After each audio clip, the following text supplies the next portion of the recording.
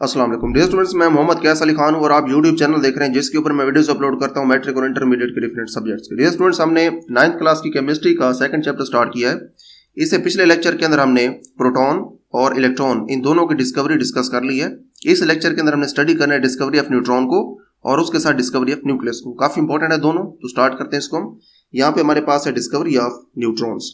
Later on in 1933 के अंदर Another particle, neutron was also discovered। एक और पार्टिकल दरियाफ्त हो चुका था जिसका नेम न्यूट्रॉन था, which is known to carry no charge।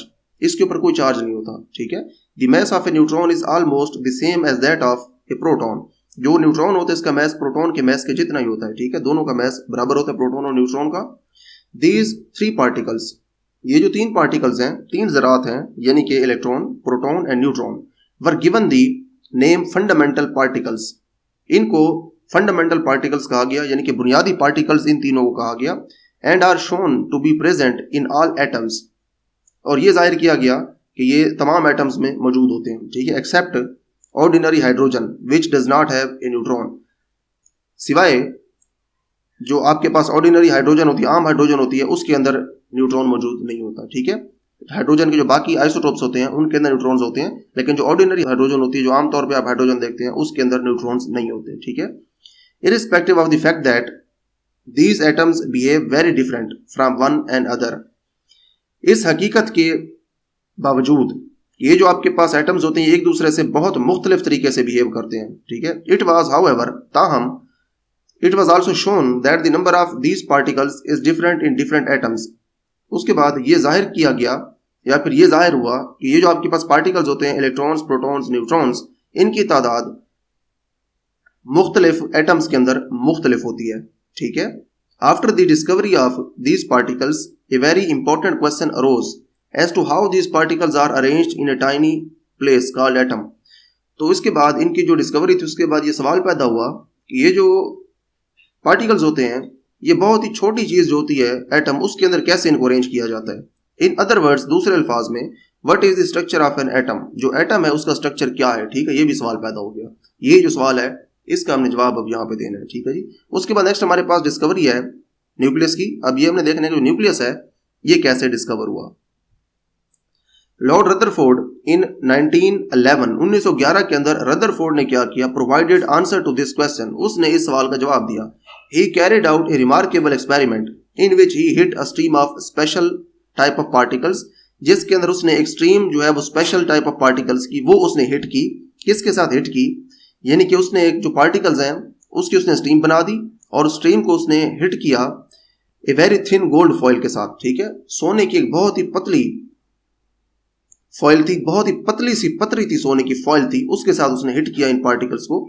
From this experiment, इस एक्सपेरिमेंट से ही concluded that an atom has two portions. इस एक्सपेरिमेंट से उसने ये नतीजा निकाला कि जो एटम होते हैं उसके दो पोर्शंस होते हैं, ठीक है। ए टाइनी सेंट्रल पोर्शन, एक उसका बहुत ही छोटा सेंटर वाला पोर्शन होता है, which he called as nucleus, जिसको उसने न्यूक्लियस का नेम दिया।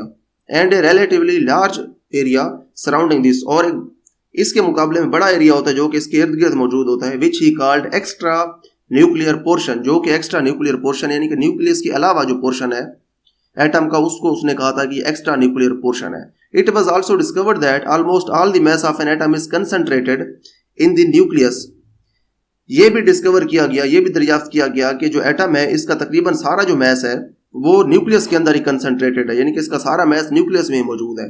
Because both the heavy particles that is protons and neutrons are found to be present in here, कि जो दोनों हैवी पार्टिकल्स हैं, जो दोनों भारी ज़रात हैं, प्रोटॉन और न्यूट्रॉन, वो तो दोनों होते हैं न्यूक्लियस के अंदर, और जो इलेक्ट्रॉन्स होते हैं वो इनकी निस्बत बहुत हल्के होते हैं, तो सारा जो मास है एटम का वो न्यूक्लियस में ही होगा। In the nucleus these two particles are held together by a strong nuclear force. इन दोनों पार्टिकल्स को एक स्ट्रॉन्ग न्यूक्लियर फोर्स होती है जो कि इनको न्यूक्लियस के अंदर रखती है। अब देखिए जो पार्टिकल उसने फॉल किए थे, या उसने जो पार्टिकल्स की जो स्ट्रीम थी वो उसने गोल्ड फॉइल के ऊपर जब डाली थी, उसको इस तरह से आप विजुअली देख सकते हैं। मिसाल के तौर पे यहाँ पे आपके पास है गोल्ड फॉइल, ठीक है। उसने यहाँ से जो पार्टिकल्स की स्ट्रीम डाली थी, यूँ समझे कि उसने रेज जो है पार्टिकल्स की वो उसने यहाँ से डाली थी। जो यहाँ से रेज गई हैं आप इनके लिए स्ट्रीम का वर्ड इस्तेमाल करें तो ज्यादा बेटर होगा कि जो पार्टिकल्स हैं वो इस स्ट्रीम के अंदर पार्टिकल्स की फॉर्म में थे, ठीक है। इनके पार्टिकल्स है स्ट्रीम के अंदर। जो यहाँ पे आपके पास गोल्ड की फॉइल है, इस गोल्ड की फॉइल में से अक्सर पार्टिकल्स बगैर मुड़े सीधे गुजर गए। इन पार्टिकल्स ने ये साबित किया जो सीधे गुजरे कि जगह खाली थी, इसीलिए सीधे निकल गए। इससे फिर ये साबित हुआ कि जो एटम है न्यूक्लियस के अलावा उसके अंदर काफी सारी जगह खाली होती है। कुछ पार्टिकल्स ऐसे थे जो कि यहां से गुजरे और गुजरते हुए नीचे मुड़ गए, ठीक है। कुछ नीचे मुड़ गए, कुछ ऊपर मुड़ गए और कुछ जो है वो लग के यहां से वापस आ गए। जो लग के वापस आ गए, टकरा के मुड़ गए, इन्होंने ये चीज साबित की कि यहाँ पे एटम का न्यूक्लियस मौजूद था जो कि सख्त चीज है, जिससे टकरा के जो पार्टिकल्स हैं उन्होंने अपना रास्ता तब्दील कर लिया। तो इस तरह से जो गोल्ड फॉइल का एक्सपेरिमेंट था उससे साबित हो गया कि जो एटम है उसके सेंटर में न्यूक्लियस मौजूद होता है और इसी तरह से जो न्यूक्लियस है उसकी डिस्कवरी कंप्लीट हुई। यही हमने इस टॉपिक के अंदर पढ़ना था, जो कि टॉपिक था डिस्कवरी ऑफ न्यूक्लियस। उसके बाद नीचे हमारे पास एक टेबल है, इसको देख लेते हैं।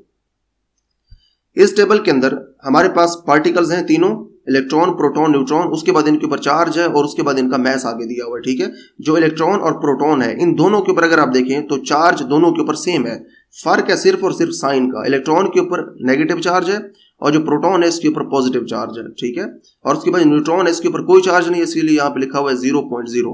उसके बाद इन तीनों का मैस भी यहाँ पे लिखा हुआ है। इलेक्ट्रॉन का मैस इतना है, ठीक है, प्रोटॉन का ये मैस है और जो न्यूट्रॉन है उसका ये मैस है। आपने इन तीनों के जो मैसेज हैं याद रखने, एमसीक्यूज में पूछे जा सकते हैं, ठीक है। अगर आप यहाँ पे देखें तो जो प्रोटॉन और न्यूट्रॉन है इन दोनों के जो मैसेज हैं तकरीबन आपस में बराबर है, ठीक है। 1.67 तक बराबर है। यहाँ पे 3 है और यहाँ पे 5 है। सिर्फ तीसरा जो डिजिट है डेसिमल के बाद उसका फर्क है, बाकी यहाँ पे दोनों सेम है। यानी कि इनके जो मैसेज है तकरीबन आपस में बराबर है प्रोटॉन और न्यूट्रॉन के। लेकिन अगर आप इलेक्ट्रॉन का मैस देखें ये वाला तो ये बहुत कम है, क्योंकि इनके अंदर है 10 की पावर -27 और यहाँ पे 10⁻⁻31, जो कि माइनस में जितना आप आगे चलते जाते हैं उतनी आपके पास वैल्यू छोटी होती जाती है। तो यहाँ पे 10 की पावर है बहुत छोटी। इसका मतलब ये है कि इलेक्ट्रॉन का जो मैस है केजी के अंदर वो बहुत कम है। चाहे आप केजी के अंदर मैस इनका देखें, चाहे किसी और यूनिट के अंदर देखें, तो जो आपके पास इलेक्ट्रॉन होता है इसका मैस बहुत कम होता है। प्रोटॉन और न्यूट्रॉन का जो मैस है ये इलेक्ट्रॉन की निस्बत इन दोनों का मैस ज्यादा होता है और आपस में तकरीबन बराबर होता है, ठीक है जी। यहाँ पे देखिए हमारे पास ये टॉपिक भी कंप्लीट हो गया है। यहाँ पे हमने ये देखा कि हमारे पास जो न्यूट्रॉन है वो कैसे डिस्कवर हुए और जो न्यूक्लियस है ये कैसे डिस्कवर हुआ, और यहाँ पे हमने एंड के ऊपर एक टेबल भी देख लिया है। उसके बाद अगले लेक्चर के अंदर हम इंशाल्लाह हमारा जो बोहर्स एटॉमिक मॉडल है इसको इन डिटेल डिस्कस करेंगे।